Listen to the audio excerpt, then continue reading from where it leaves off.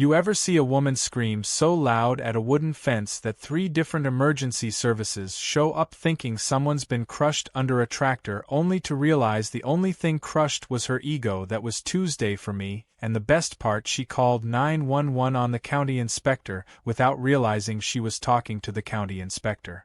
The morning started out peacefully. My coffee was hot, my email inbox was clean, and I finally had a rare free day to finish a small section of fencing on the eastern side of my property. It wasn't just for privacy, although that was certainly part of it. It was also to mark a long-contested boundary that the local HOA kept trying to pretend didn't exist, namely their overly decorated walking trail that curved about 3 feet into my land. As a county inspector, I had the legal records and property map. To prove it, I'd reviewed and approved similar cases countless times, but now I was the homeowner on the receiving end of HOA nonsense, and I had no intention of letting it slide. That's when I heard it, the unmistakable clack clack clack of overpriced sandals slapping pavement, and the shrill tone of a woman revving up for a monologue. Sure enough, I looked up to see Karen marching straight across the grass, ignoring the little orange flags I'd placed around the fence line. She was wearing a sun hat big enough to shade a school bus, sunglasses with rhinestones, and a fanny pack strapped so tight it looked like it had its own circulation system. She didn't even bother with hello. Instead, she pointed at the nearly finished fence and shrieked, "You can't build that, this isn't allowed, you're ruining the community's flow." I set my coffee down calmly, stood up and dusted off my gloves. "Karen," I said, as politely as possible, "we've been over this. This is my land, and the county already approved the permit. You're standing 3 feet into my property right now." She crossed her arms and gave me the kind of smirk you'd expect from someone who thought HOA bylaws were legally binding in every universe. "I don't care what your little papers say. I'm on the HOA board, and we didn't vote on this fence." I resisted the urge to laugh. "We're in the unincorporated zone. Your HOA has no jurisdiction here. The property plat was updated 6 years ago. I even emailed it to your board and your lawyer last month." She narrowed her eyes and did the thing people like her do when they realize they're not winning. She went silent, but not in a surrendering way. No, this was the silence of someone cooking up something dumb and dramatic. She spun on her heels, stomped back down the walking trail, and disappeared. I thought that might be the end of it. Maybe she'd just blow off steam and eventually accept that not every fence was an act of war, but I was wrong, because the next morning my siding had a new message spray-painted in neon green capital letters: "Fence, go home." That was the last straw. I turned on my security footage, backed up every frame from the night before, and forwarded it to the sheriff's department with a formal complaint. Then I walked to the county office, printed out 3 certified copies of the property line documents, and mailed one to Karen with a bright yellow post-it that said, "Thought you might want to review this again." 2 days passed, no word from her, no graffiti, no protests, no noise, until Saturday morning. I was hauling in some reinforced corner posts when I heard the sound of tires screeching. Karen's white Lexus stopped short of my driveway. She didn't get out right away. Instead, she sat there, hands gripping the wheel, sunglasses still on, like she was about to participate in a high-stakes poker tournament for real estate authority. When she finally emerged, she walked up to the fence line, didn't say a word, and whipped out her phone. She dialed, and said loudly enough for me and the birds to hear, "Yes, hello, I need police here immediately. There's a man impersonating a county official. He's building an illegal fence and threatening the neighborhood." I didn't say a thing. I just walked up to the fence post, leveled it with my laser tool, and tightened the bolts calmly. A few minutes later, the flashing lights of a squad car lit up the driveway. The officer stepped out, walked toward me, took one look at the badge clipped to my belt, and chuckled. "Morning, Eric. Didn't expect to find you out here catching criminal charges for fencing." I grinned, just trying to keep the livestock in and the drama out. Karen stomped over, furious, her face flushed from more than just the heat. She pointed at me with righteous fury. "He showed me fake documents. He's intimidating the board and violating community standards." The officer raised an eyebrow, then he looked at me. "You have the paperwork handy?" I nodded and handed him the copy from my tool bag. He read it, then showed Karen the seal and signature from the county office. Her expression twisted, like someone realizing their soufflé just collapsed in front of the mayor. "Ma'am," he said carefully, "you're trespassing. He's well within his rights, and this fence is 100% legal." Karen's jaw flapped uselessly for a moment before she turned red and stormed back to her car. She didn't drive off though, instead she called someone else, and I overheard her say, "Get the board down here now. He needs to be stopped." By lunchtime there were 4 more HOA members standing awkwardly at the edge of my property trying to look important. One of them, a guy with a clipboard and no chin, muttered something about sightline impact and community cohesion. I asked him if he was licensed in zoning compliance. He said no, so I handed him a business card. When he read it, his eyes widened. Oh, Karen hadn't told them I was the actual county inspector. It was one of those golden moments that taste better than victory pizza. That night I installed new solar lights along the fence line, not just for security, but because they looked nice. Karen glared at them through her window for hours like they were mocking her existence. But I knew better than to think she was done. She was regrouping. The next morning, I found a folded letter taped to my mailbox, an official-looking document with HOA letterhead demanding immediate removal of the fence under threat of legal action. It was complete fiction, no codes cited, no signatures, just big words in bold type. I laughed and shook my head, then stapled my certified boundary map to it and dropped it back in her mailbox, with a sticky note that read, "See you at the county meeting." She didn't respond directly, but later that afternoon I spotted her pacing in her backyard on the phone again. That's when I decided I wasn't going to just defend myself anymore. It was time to go on offense, because Karen might think she's queen of the cul-de-sac, but I'm the guy who trained the entire HOA enforcement division last year, and I had just cleared my schedule.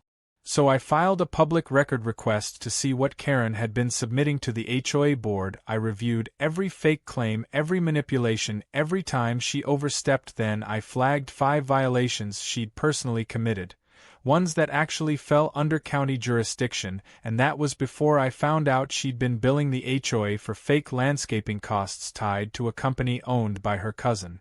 I smiled as I drafted a new report, this time one she'd never expect, one that wouldn't just end with her losing an argument about a fence, it would end with her losing her throne. And it all started with 6 feet of wood and a woman who didn't know who she was messing with. By the time Monday rolled around, the neighborhood had split into 2 camps: those who thought I was a rogue contractor with a vendetta against garden aesthetics, and those who were starting to quietly root for me. Karen, unfortunately, remained firmly in the former camp, still convinced that I was orchestrating an elaborate revenge mission to sabotage her utopian community vision. She didn't just want the fence gone. She wanted me humiliated, fined, and ideally dragged away in handcuffs. Her new plan, which she clearly believed was genius, involved weaponizing the HOA board to issue increasingly aggressive demands for removal of the fence. And somehow, despite having no jurisdiction, they started mailing official-looking letters filled with phrases like non-compliance, mandated dismantlement, and violation of subdivision harmony. I received the first of these laughable documents at breakfast. The envelope was pristine, the typeface overly dramatic, and the content full of legal gibberish stitched together by someone who had clearly watched too many courtroom dramas but never read a zoning code. According to their letter, my fence was an obstruction to the community's architectural integrity. I nearly choked on my toast. I lived in a rural sector where homes were separated by cattle fields and abandoned shed. Architectural integrity was a strong phrase to throw around when the neighbor across the street used an old toilet as a flower planter. Instead of replying, I printed out the legal codes they were pretending to reference and stapled them to their letter. Then I mailed it back, certified, and copied the county commissioner. I wasn't just protecting myself anymore.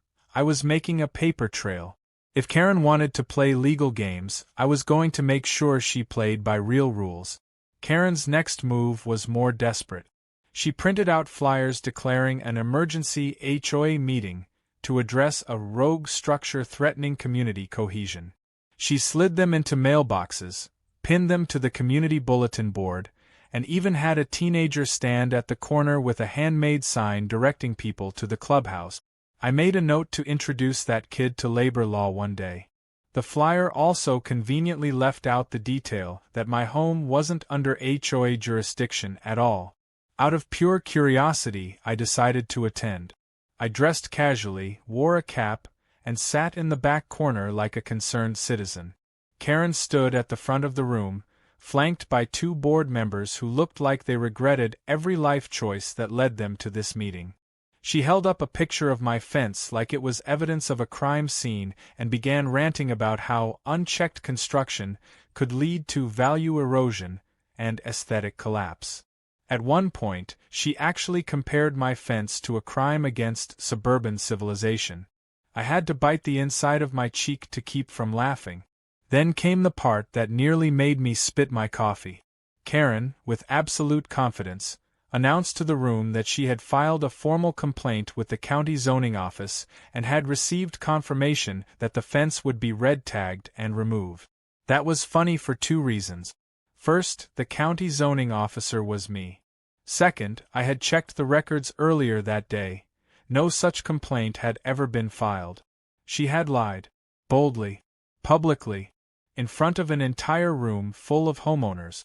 After the meeting, I waited until the crowd dispersed and casually approached one of the board members, a guy named Dennis who looked like he hadn't slept in 3 weeks.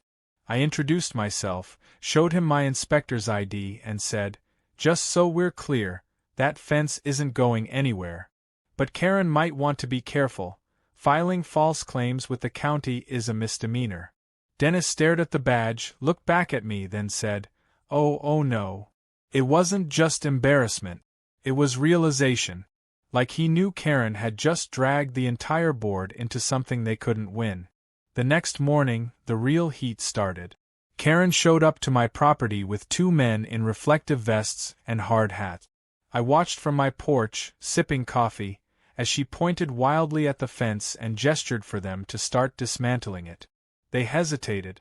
I could tell they were contractors, likely from her cousin's landscaping business, not actual municipal workers.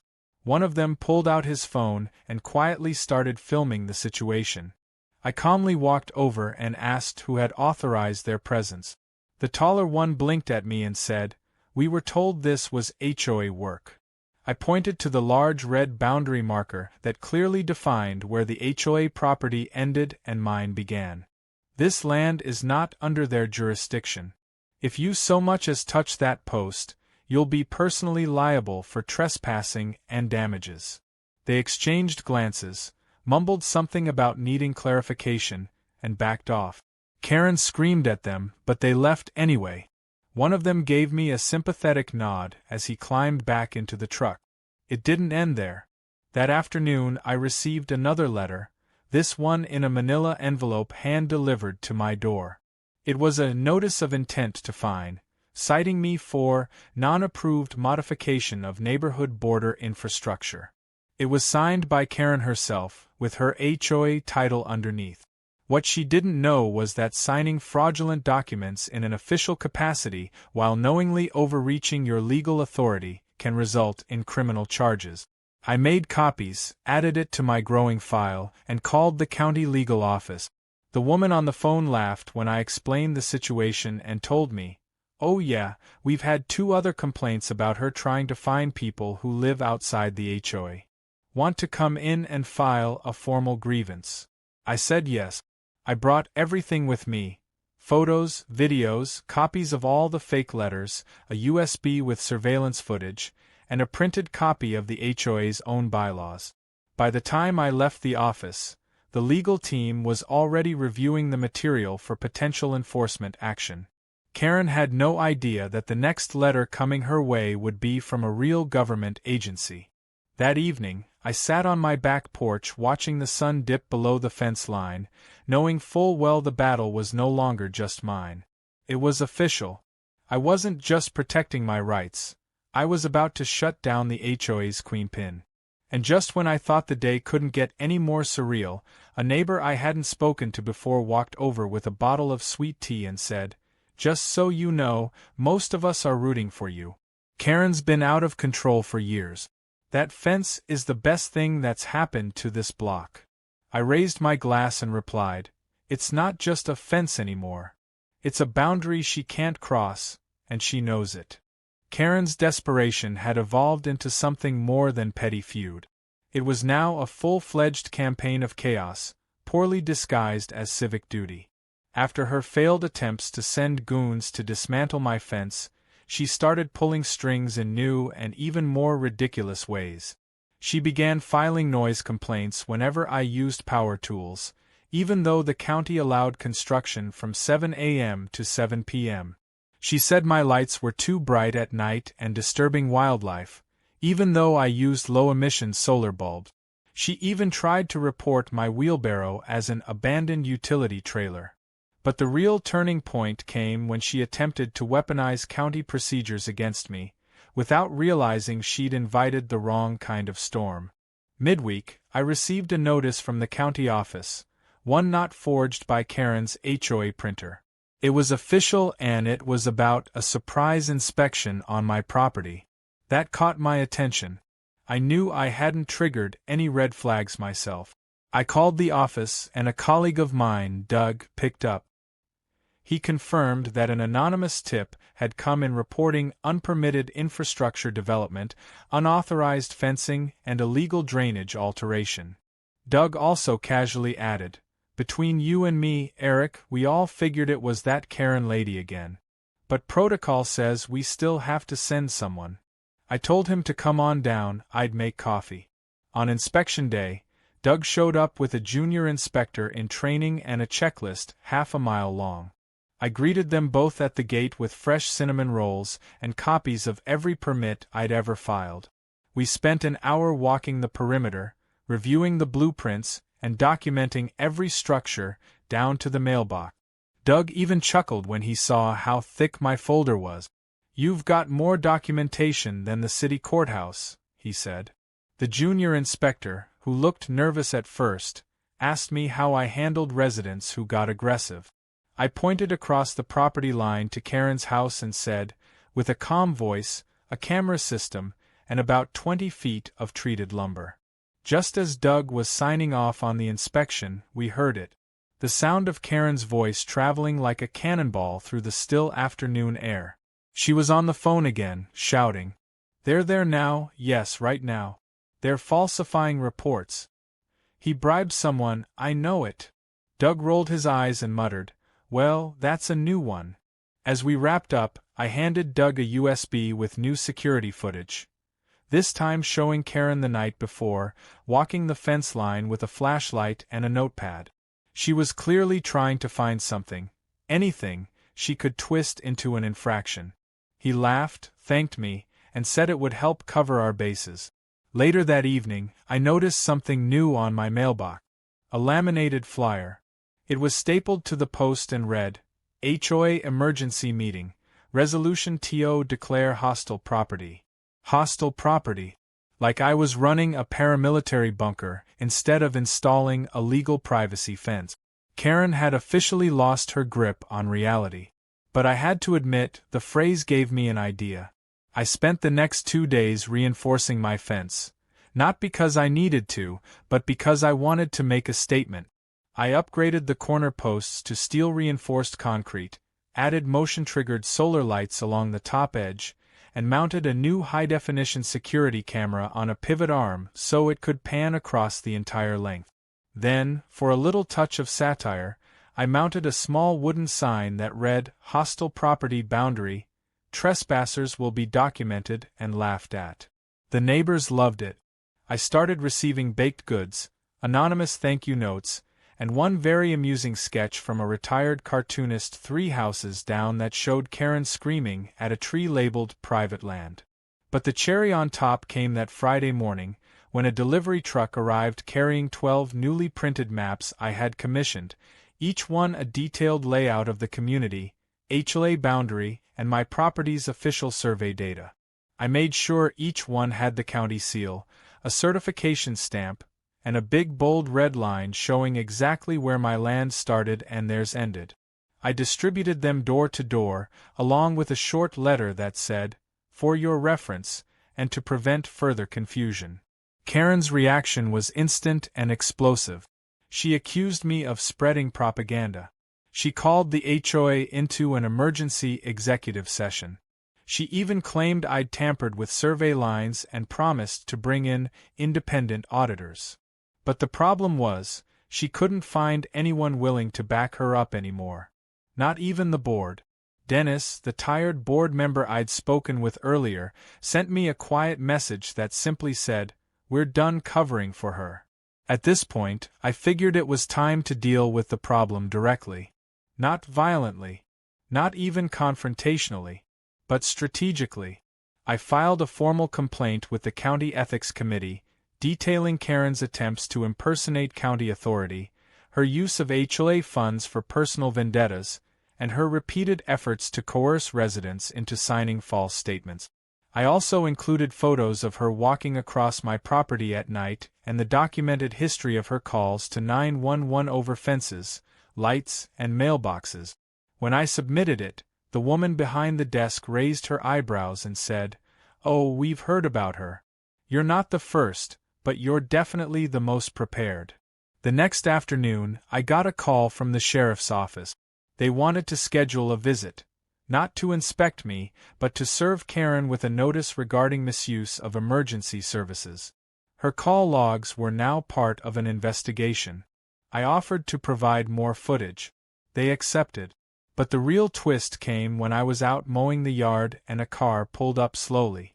A well-dressed woman in her late 50s stepped out and introduced herself as Sandra, the newly appointed interim president of the HOA. Apparently, a few board members had quietly stepped down after Karen's antics became too much. Sandra offered me a handshake, apologized for the behavior I'd endured, and asked if I'd be willing to attend the next HOA meeting, not as a resident under their authority, but as a guest speaker. They wanted me to educate the rest of the board on property rights, county jurisdiction, and what happens when personal vendettas cross legal lines. I smiled, wiped sweat from my forehead, and said, I'd be delighted.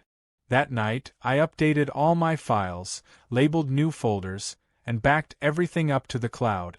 I had no idea what Karen would do next, but whatever it was, I'd be ready. Because this wasn't just a fence. It was a line in the sand, and she'd already crossed it too many times to pretend she hadn't. As the sun dipped low behind the trees and cast long shadows across the yard, I took one last walk along the fence line. The air was still, calm. For the first time in weeks, I didn't hear yelling, phones ringing, or anyone trying to climb over anything. Just crickets and the soft hum of the lights coming on. I knew the peace wouldn't last. But I also knew something Karen didn't. I wasn't just defending my property. I was documenting her downfall, brick by brick. By the time the next HOA meeting rolled around, Karen had lost control of the narrative, but she didn't know it yet. She walked into the community hall like a general about to lead a victorious charge, arms full of binders and a voice already raised, demanding that the podium be cleared for urgent community matters. I arrived 15 minutes early at the board's invitation, but took a seat at the back.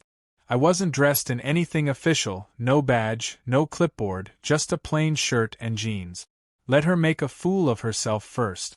It would land harder that way. The boardroom was fuller than usual, and for the first time, several people from outside the HOA jurisdiction had shown up. Word had gotten around about Karen's war on fences, and curiosity spread like wildfire in a drought. Even the county commissioner's assistant was there, quietly observing in the second row. Karen started with what she called a necessary historical record of neighborhood aesthetics. She clicked through a cringe-worthy slideshow featuring pictures of homes with matching shutters, carefully manicured lawns, and drone shots of the walking trail before my fence was built. Then came the pictures of my fence, zoomed in from unflattering angles with red arrows and dramatic captions like Monument to Defiance and Community Disruption. She waved her hands, red-faced and theatrical, like a small-town actress playing a dictator in a high school play. "This is what we're dealing with," she said, slamming a laser pointer on the podium. "A man who believes he is above the rules. A man who has illegally fortified his property, endangering the values and harmony of this neighborhood. That's when I stood up. Calmly. I didn't raise my voice or posture like she did. I walked to the front as the board members nodded for me to take the mic. Karen's face twisted with confusion and then horror. She hissed, "You're not on the agenda." I responded, "I was invited by your interim president." Sandra, sitting with the board, nodded firmly. Karen slumped back like she'd just been told her reign was officially over. I introduced myself as Eric, resident and county zoning inspector, and explained that my fence was not only legal but approved with permits that predated any of Karen's complaints. I pulled out a stack of documents and placed them on the table. These are copies of every permit, inspection report, and official boundary map related to my property. Each one certified. Each one verifiable. I then turned to the audience. What's more troubling is that these documents were repeatedly ignored or dismissed by this board's former president, who used her position not to represent the community, but to target individuals who simply didn't submit to her personal opinions. Then I clicked to the next slide on the projector. Karen froze. It was a screenshot of her secret HOA meeting, the one I'd recorded from Penner's attic. The audio began to play. Karen's voice came over the speakers, unmistakable and loud. "We'll say he intimidated the board. That he forged the permit. If we all say the same thing, he can't argue." A collective gasp filled the room. Karen shot up from her seat, knocking over her binder. "That's illegal. That's private. You're violating HOA confidentiality," she screamed. But Sandra shook her head. "Karen, you held that meeting without board approval, locked the doors, and failed to document minutes. That wasn't a legal meeting. That was a conspiracy." The audio continued with Karen saying she'd take care of the legal garbage and call in some favors. Then came a line that sealed her fate. "I don't care what county says. I make the rules here." I stopped the recording and addressed the board. "This is the mentality that's been driving your policy decisions. Not concern for the community, not safety, not even legality. Just control." The assistant from the commissioner's office raised a hand. "Mr. Eric, would you be willing to submit this audio and documentation formally to our ethics committee?" I nodded. "Already did. But I brought hard copies for everyone here." Karen stood in the aisle, still reeling, and then shouted, "You all are sheep. He's manipulating you." But the crowd wasn't buying it anymore. Whispers turned to eye rolls, and some members who had previously backed her began to inch away from her aisle seat like she was contagious. One neighbor leaned over to whisper to another, "He just buried her with a USB stick." The board motioned to officially remove Karen from her position, and this time, no one protested. Not even her usual allies. Dennis abstained from the vote, his head hung low. The motion passed unanimously, and Sandra was confirmed as acting president until the next election. Karen didn't go quietly. She tried to storm out of the hall but tripped on the projector cord and stumbled into the side wall. A few people gasped, but most just watched in stunned silence. She got up, muttering something about lawyers and lawsuits, and staggered out, practically foaming at the mouth. The moment the door closed behind her, the whole room seemed to exhale at once. After the meeting, several board members thanked me for my professionalism and asked if I would be open to consulting on future dispute. I told them I wasn't interested in running anyone's HOA, but I'd be happy to educate homeowners on how the actual law works. As I gathered my things, Mr. Penner approached with a cane in one hand and a knowing grin. "Never thought I'd live to see the day Karen got tossed from her throne." "What'd you hit her with, a law degree?" I chuckled. "Nope. Just a lot of patience and a really good camera." By the time I got home, it was dusk. The fence stood tall, untouched, gleaming faintly under the solar lights. I sat on the porch, poured a drink, and reflected on everything that had unfolded. This had started as a minor boundary issue and spiraled into a courtroom-level war of egos and legal document. But I never stopped documenting. Never retaliated illegally. I let her dig her own grave, and handed her the shovel with a smile. The next morning, a county official visited with a formal letter of appreciation. It acknowledged my cooperation and the contribution of my documentation to an internal audit of neighborhood enforcement abuses. I learned that Karen had been under soft investigation for a while, and my case had provided the final weight necessary to proceed. They weren't just going after her HOA position, they were opening a case into her misuse of funds and fraudulent fine issuing across multiple homes. She had used HOA money to pay her cousin's landscaping company to trim hedges that didn't exist, build residents for emergency sidewalk repairs that never happened, and even used community funds to throw her granddaughter's birthday party at the clubhouse, listing it as a community youth wellness event. Every receipt, every fake invoice was being traced back. The best part was that now, the HOA itself had to formally apologize to every resident she targeted. I wasn't alone in this anymore. Dozens of homeowners were coming forward with stories, some even older than mine, dating back years. She hadn't ruled a neighborhood. She'd bullied one. And now, finally, the neighborhood had stood up. Not with torches or pitchforks, but with facts, documentation, and a few very satisfying revelations. The fence I built didn't just protect my land. It started something bigger. Something that Karen never expected: accountability. Karen's downfall didn't come with a bang. It came with an awkward silence, a few nervous stammers, and the slow unraveling of her carefully spun illusion of control. After the HOA board officially removed her from power, you could feel the shift in the air across the neighborhood.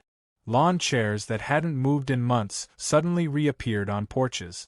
Kids started riding bikes again without their parents nervously glancing at driveways. The tension that had hung over the cul-de-sac like a low-hanging storm finally lifted, and at the center of it all was that fence. That 6-foot-tall monument to boundaries, not just physical, but ethical. The first few days after the meeting were eerily quiet. Karen had vanished from public view. Her Lexus stayed parked. The blinds in her windows remained tightly shut. No HOA emails, no flyers, no door-to-door complaints. It was like the neighborhood had been a stage play and the lead villain had exited, leaving the rest of the cast stunned and unsure of their lines. But it wasn't over, not really. Because a person like Karen doesn't just fade into the background. She plots. She simmers. And sure enough, on the 5th day, the phone rang. It was the sheriff's office again, but this time with an update. The misuse of emergency services report I'd submitted, complete with audio of her outrageous 911 call claiming I was impersonating an official, had been reviewed. Karen was being fined and placed under investigation for repeated false reports. The call logs showed not just her complaint against me, but 9 others filed in the last 6 months, all exaggerated or outright lies. In one, she claimed a neighbor had built an illegal treehouse that turned out to be a bird feeder. In another, she reported a woman for public indecency because she wore a sports bra while jogging. The sheriff made it clear that while no arrests were pending yet, they were preparing a formal warning and attaching it to her county record. She wasn't going to jail, but her reputation was scorched beyond repair. At the same time, the County Ethics Committee contacted me with a more formal request. They asked if I'd be willing to testify in the upcoming administrative hearing regarding Karen's abuse of HOA power. Apparently, the audit of her tenure had uncovered so many discrepancies they had to separate them into categories: misuse of funds, false citations, harassment, and falsification of HOA minute. I didn't even hesitate to say yes. I wasn't doing it for revenge. I was doing it for closure.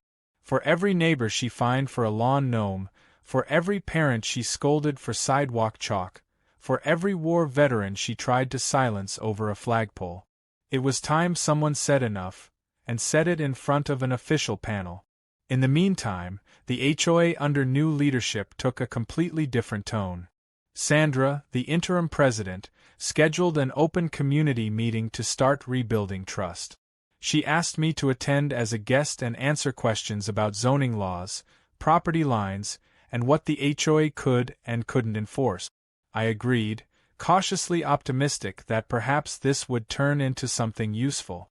The meeting took place in the same clubhouse Karen used to rule from like a miniature tyrant. But the mood was entirely different this time. No accusations, no yelling. Just residents genuinely trying to understand how to protect their homes without turning on each other.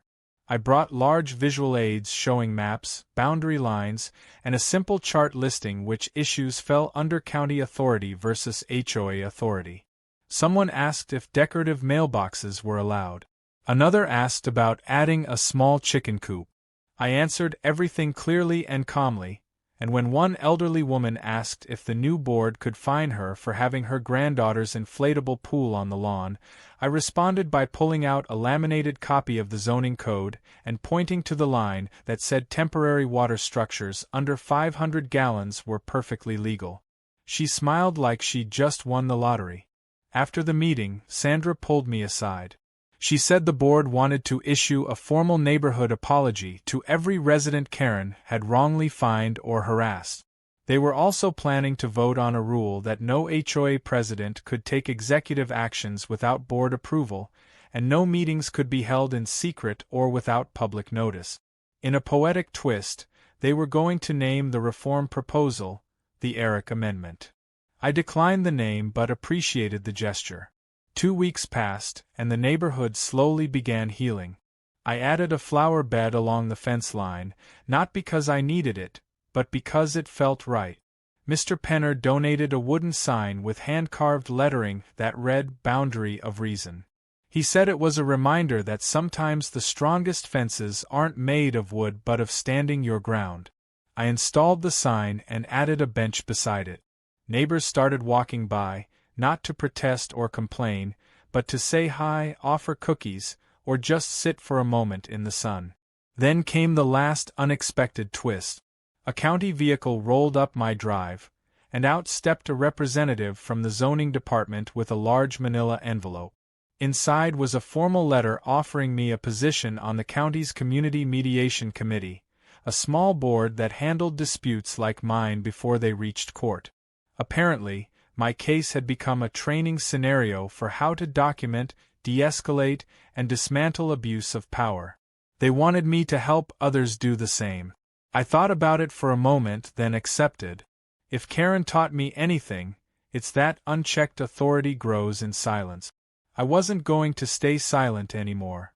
Karen, meanwhile, remained a ghost. Rumors circulated that she had put her house up for sale, though no sign ever went up. Someone claimed she'd gone to stay with a sister in Arizona. Another said she'd tried to attend a private HOA event and been turned away at the gate. Whatever the truth, she no longer held power over our community. The fences still stood. The lights still shone. And the neighborhood finally breathed freely. It's strange to think how something so small, a fence, could ignite such a firestorm. But it wasn't about wood or nails.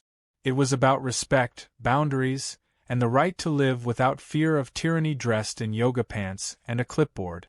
I didn't build a fortress. I built a line she couldn't cross. And when she tried, she found out that some walls are more than physical. They're backed by law, by truth, and by the neighbors who've had enough. One evening near the end of summer, I sat on my porch watching the sun set behind that infamous stretch of wood. A few kids raced by on scooters, one of them trailing a little toy flag. A dog barked. Wind rustled the trees. And for the first time in a long time, there was no shouting, no flyers, no threats. Just peace. Penner wandered by, cane tapping the sidewalk, and grinned at me. "Funny thing," he said. "She built herself up like a queen. But you? You built a fence and ended up the mayor of common sense." I laughed and waved him on.